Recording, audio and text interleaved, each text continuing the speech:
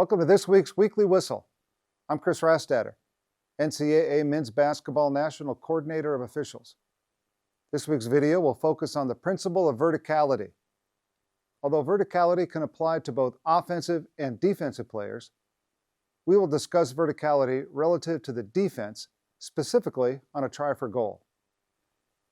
Rule 4, Section 39 says that legal guarding position must be established initially.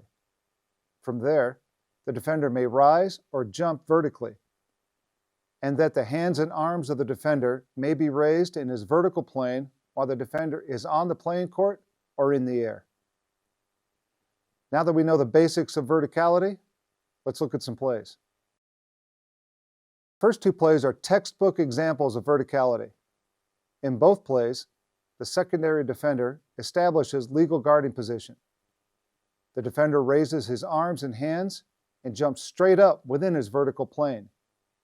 It is the offense who initiates the contact. Both plays were correctly no-called by the crew.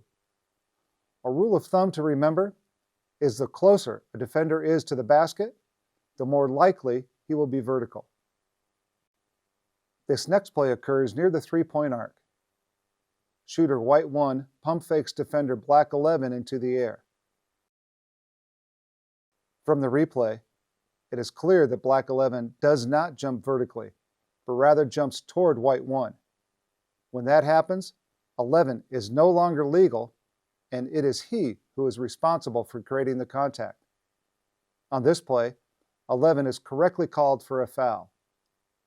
Another rule of thumb: the further away a defender is from the basket, the less likely he will be vertical. On this transition play, white number 1 jumps with his hands and arms straight in the air. However, he does not jump vertically. He jumps from the top of the restricted arc to the other side of the basket, where he initiates contact with red 14.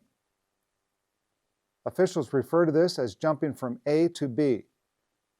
That means jumping from point A and landing in point B.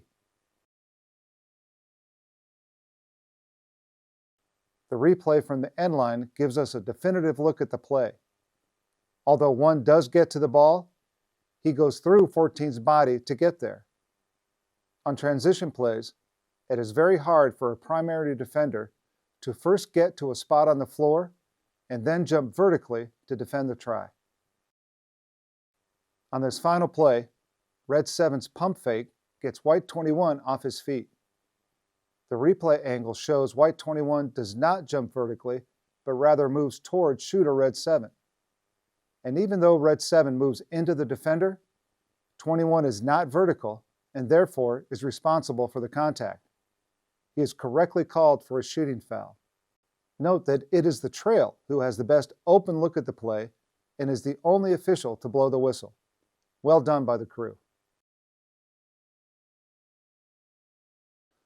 Verticality is a big part of today's game, and as you learned from this video, can be very challenging. As much as any other play, officials must referee the defender to call these plays correctly. We have shown great improvement over the last few years calling verticality plays, and training videos such as this one is a big part of that success. I hope you enjoyed this week's video.